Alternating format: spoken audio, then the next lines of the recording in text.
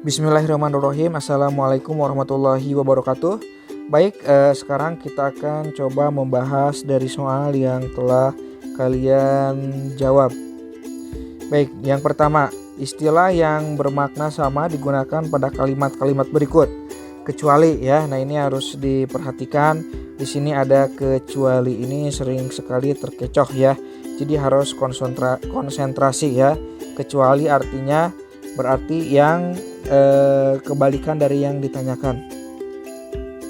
Nah baik, yang pertama adalah kalimat ketiga dan kalimat ke-14 ya. Nah tadi saya sudah baca ya, baca, maka di sini yang kalimat ketiga itu istilahnya itu adalah ampuh. Kemudian kalimat ke-14 itu adalah efektif ya. Nah berarti ampuh dan efektif di sini maknanya sama ya. Berarti ini bukan jawabannya. Kemudian yang B. Yang B 10 dan 11 ya. Kalimat dari kalimat 10 dan kalimat 11. Kalimat 10 itu saya menemukan bahwa istilahnya itu adalah efek ya. Salah satunya yang ke-11 adalah senyawa. Nah, ini efek dan senyawa ini tidak ada korelasi ya, atau tidak ada persamaan istilah ya, atau istilahnya tidak semakna ya. Pokoknya kita lock dulu. Jawabannya adalah B. Kita lock dulu ya. Saya sudah pernah menjelaskan bahwa yang dimaksud dengan istilah itu adalah penggunaan kata yang maknanya secara khusus ya, atau hanya digunakan oleh kalangan tertentu saja.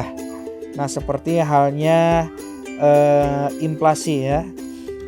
Adanya inflasi yang secara signifikan. Nah itu contoh ya, inflasi itu merupakan kata atau istilah keuangan seperti itu. Kemudian yang C, kalimat keempat dan ke-16 ya. Yang keempat ini saya menandainya adalah komponen ya. Pada kalimat komponen menghancurkan komponen penting dalam bakteri, dan 16-nya adalah unsur ya. Jadi komponen dan unsur merupakan atau bermakna sama. Kemudian yang D 5 dan 8, kalimat kelima dan kalimat ke-8. Nah, kalimat kelima itu adalah penderita ya, terjadi pada penderita fibrosis, dan kalimat ke-8-nya adalah dan diajukan kepada pasien. Jadi penderita dan pasien ini semakna dalam kedua kalimat tersebut. Kemudian kalimat ke-15 dan ke-17. Penelitian sebelumnya sudah menunjukkan bahwa bawang putih memiliki resistansi ya. Kemudian 17-nya jika biopolimer dan sistem kekebalan ya. Ini sama ya, resistansi dan kekebalan ini satu makna ya, seperti itu. Jadi jawabannya adalah B 10 dan 11. Nah selanjutnya kita akan bahas nomor 2. Soalnya adalah setelah aksi pembumi hangusan itu, gedung ini dibangun kembali menjadi sebuah pertokoan. Nah, bentuk kata yang dimiringkan pada kalimat di atas sama dengan bentukan kata ya. Kita lihat dulu bentukan katanya. Kata ini terdiri dari dua afiks. Adalah afiks P dan afiks an. Ya, jadi pean itu yang pertama. Yang kedua terdiri dari dua kata, yaitu bumi ya, bumi dan hangus ya, pembumi hangusan ya, seperti itu. Nah bentukan kata yang dimiringkan pada kalimat di atas sama dengan bentukan kata ya. Ya kita lihat kira-kira mana yang sama ya bentuknya. Yang pertama yang A ya. Yang A menindaklanjuti ya, dari afiksnya pun juga ini sudah jelas beda I ya. Yang kedua pengambing hitaman ya. Ini yang sudah sama pean ya. Kemudian katanya pun juga sama ya, kambing dan hitam, terdiri dari dua buah komponen kata. Oke, kita lock dulu yang B. Kemudian yang C, menganaktirikan, ini mean sudah jelas. Kemudian yang D, ketidaktahuan, ke dan an. Yang E, memperdengarkan ya, me dan an ya. Baik, berarti jawaban nomor 2 itu adalah B. Nah, sekarang kita langsung ke nomor 3 ya. Imbuhan yang tidak mempunyai alomorf adalah, nah apa itu alomorf ya? Baik, yang dimaksud dengan alomorf itu adalah merupakan variasi bahasa. Ya, jadi alomorf itu merupakan variasi bentuk ya. Variasi bentuk ya.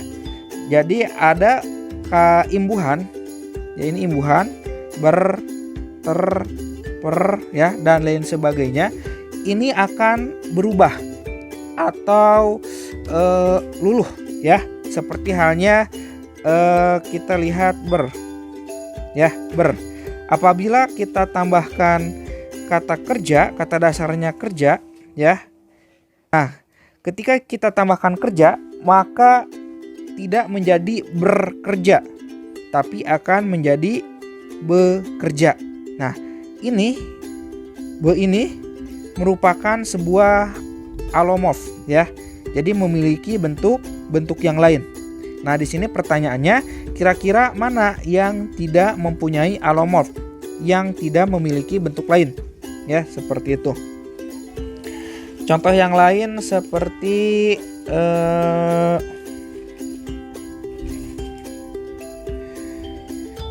kunci ya, kita kata dasar dari kunci, maka akan mengalami peluluhan huruf K-nya ya, menjadi mengunci ya, seperti itu. Nah, ini disebut dengan alomorf ya, menjadi meng ya. Nah, seperti itu. Nah, maka dari kelima ini mana yang tidak mempunyai alomorf ya. Nah, sudah jelas yang tidak mempunyai alomorf adalah di, ke, dan se. Nah, baik, selanjutnya kita masuk ke nomor 4. Penggunaan tanda baca yang mengikuti EYD terdapat pada kalimat ya. Baik, kita bahas satu-satu. A. Di sana ada harimau loreng, pingin, dan gorila ya. Nah, ini yang salahnya di mana? Yang salahnya adalah pingin ini merupakan penguin barangkali ya. Ini tuh di sana ada harimau loreng, penguin dan gorila. Ya, di sini itu harusnya ada tanda koma setelah penguin. Ya. Jadi setelah penguin itu harusnya ada tanda koma seperti ini ya. Di sana ada harimau loreng, penguin dan gorila ya. Kenapa di situ harus ada koma? Karena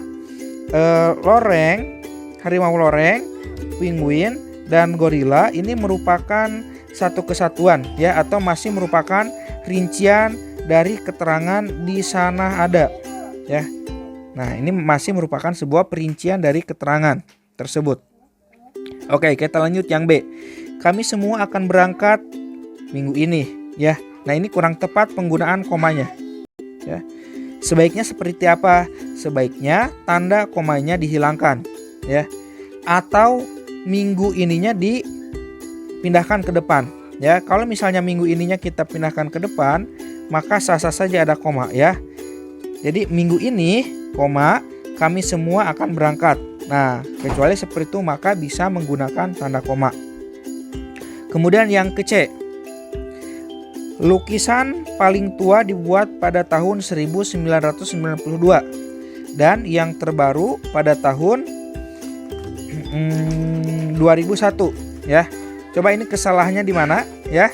Nah, ini tuh kesalahannya di penggunaan titik koma di sini. Seharusnya titik komanya dihilangkan saja. Kalaupun mau menggunakan titik koma, maka dannya ini yang dihapuskan ya. Karena titik koma di sini berfungsi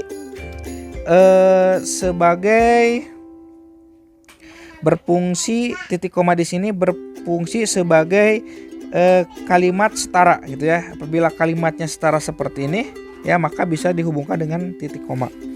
Kemudian yang ke D, emosi muncul dari detail katanya ya. Nah, ini tuh kesalahannya ketika sudah selesai kutipan, maka di dalamnya harus ada tanda baca ya. Di sini tuh harusnya koma ya.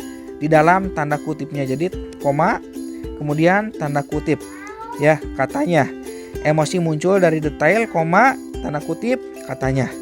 Kemudian yang kalau tetangga berisik tak acuh, anjing kami akan terpanggang ya. Nah, jawabannya berarti adalah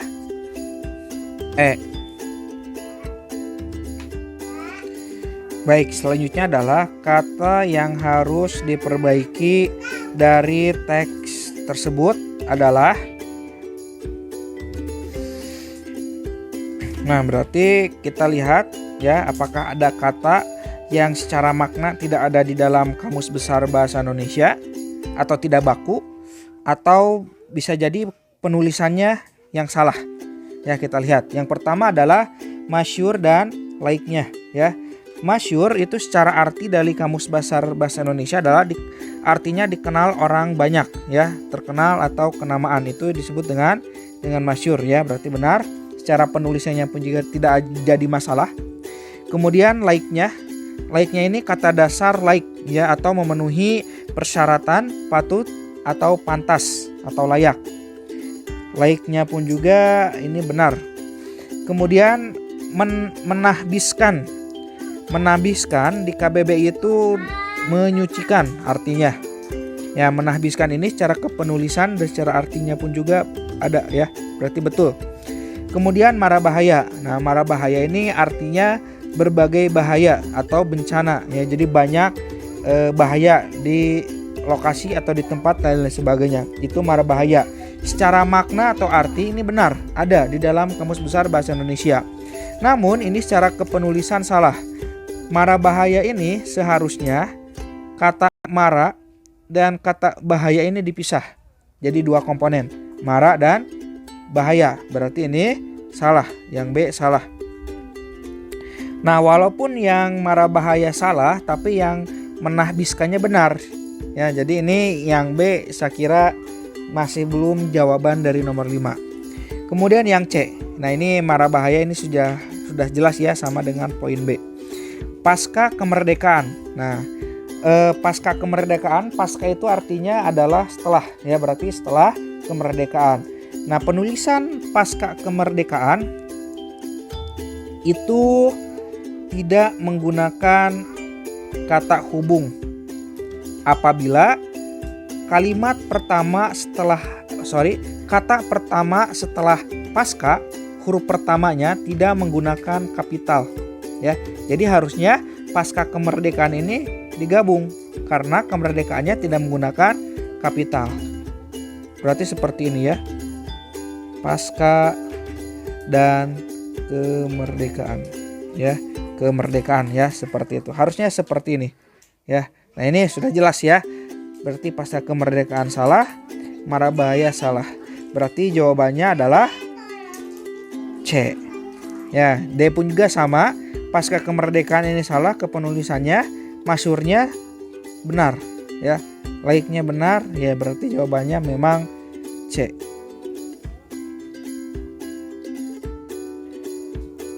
Nah, selanjutnya kita masuk ke nomor 6. Ya, jadi pertanyaan nomor 6 adalah kata tersebut pada kalimat 6 merujuk pada. Nah, ini yang ditanyakan adalah kata rujukan ya, atau yang harus kita cari adalah kalimat rujukan.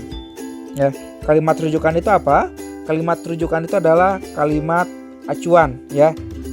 Di kelas saya pernah menjelaskan bahwa untuk kalimat rujukan ini bisa rujukan benda, bisa rujukan orang, dan bisa juga rujukan tempat. Ya, contohnya kemarin kita berlibur ke Pulau Seribu. Di sana lautnya sangat indah. Nah, kata di sana itu merupakan sebuah kalimat, kata rujukan yang mengacu kepada tempat, yaitu Pulau Seribu ya.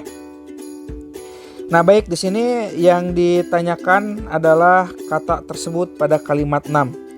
Salah satu hal yang mengubah gaya hidup tersebut. Nah, ya.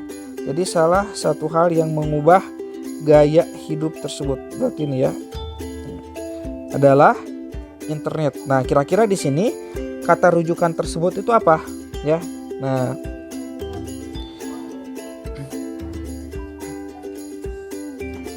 Nah, salah satu hal yang mengubah gaya hidup tersebut adalah internet. Nah, di sini yang dimaksud tersebut ini gaya hidup zaman dahulu ya. Karena di sini ada kata mengubah. Artinya mengubah ini adalah hubungan waktu ya, hubungannya. Jadi antara sebelum dan sesudahnya.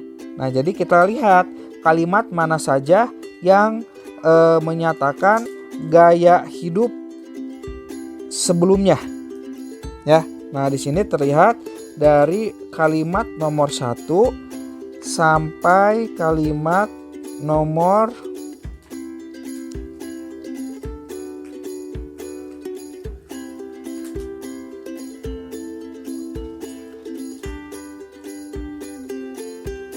5 ya. Nah, berarti di sini jawabannya adalah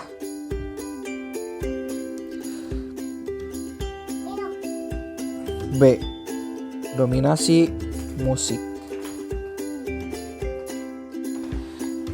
Nah, baik, selanjutnya kita akan membahas nomor 7. Alasan ketidakhematan. Ya, ini yang ditanyakan adalah ketidakhematan. Berarti kalau ketidakhematan itu pemborosan kata. Pemborosan kata itu berarti berkaitan dengan kalimat efektif ya. Nah, alasan ketidakhematan pada kalimat yang terdapat pada teks di atas adalah, coba kita bahas satu-satu.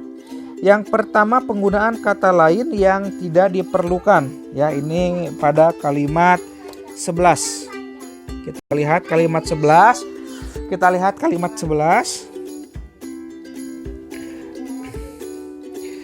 Para ahli juga menyarankan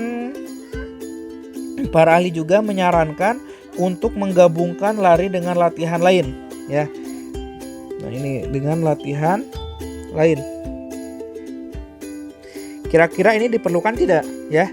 Nah, ternyata kata lain ini diperlukan. Karena apa? Karena setelah dengan latihan lain ini ada kalimat perincinya ya. Seperti bersepeda, berenang, atau latihan beban. Nah, berarti nomor 11 tidak ada masalah kalimat 11. Kemudian yang B, penggunaan subjek kita yang tidak diperlukan pada kalimat 7. Kita lihat kalimat 7.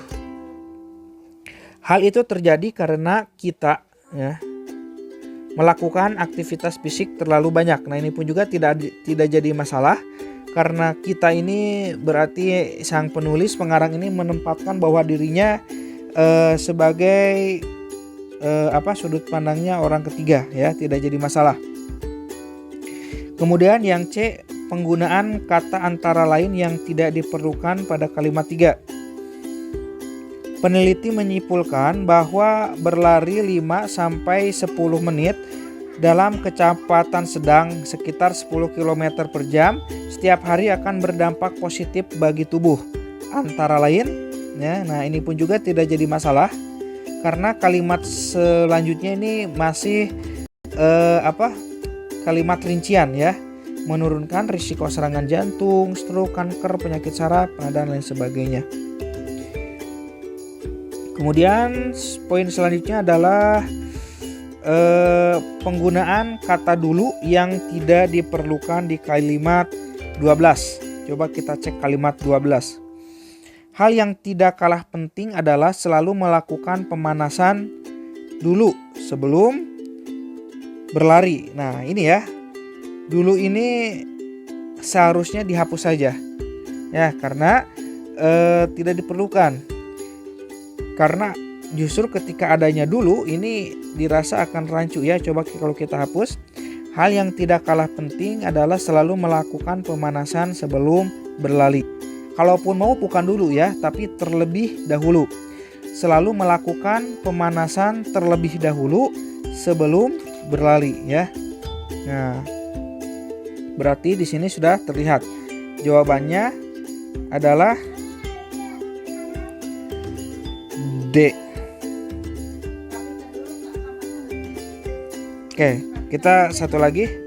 Penggunaan kata tertentu yang tidak diperlukan. Nah, ini nggak tahu di kalimat mana ya. Jadi sudah pasti yang E bukan jawabannya. Nah, selanjutnya kita masuk ke pertanyaan nomor 8. Kalimat manakah yang seharusnya mengakhiri teks di atas ya? Nah, ini berarti kaitannya yang ditanyakan ya hampir seperti kesimpulan. Ya, berarti yang mengakhiri teks tersebut harusnya yang mana? Baik ya.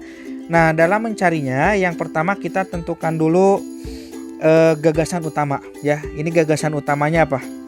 Nah, ini ketika dilihat gagasan utamanya ada di kalimat pertama dan kalimat kedua sebetulnya. Ya, itu gagasan utamanya. Berarti di sini gagasan utamanya adalah sebelum tidur kita membutuhkan 30 menit sampai 1 jam untuk mengistirahatkan pikiran. Ini gagasan utamanya. Terus gagasan penjelasannya mana?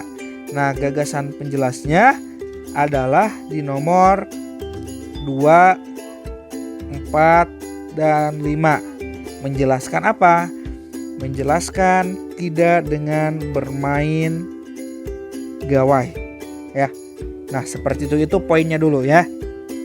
Nah, baik kita lihat satu-satu. A. Gawai membuat kita kurang dapat mengontrol stres dan berdampak pada kesehatan. Ini sudah jelas, bukan? Ya, ini bukan. Karena apa? Karena paragraf di atas itu membahas mengenai 30 menit aktivitas sebelum tidur. Kemudian tanpa tidur cukup tubuh menjadi kurang produktif. Ini pun juga tidak sesuai dengan ide pokoknya. Kemudian pada sistem normal tubuh memiliki siklus proses psikologis dan biologis. Ini pun juga tidak.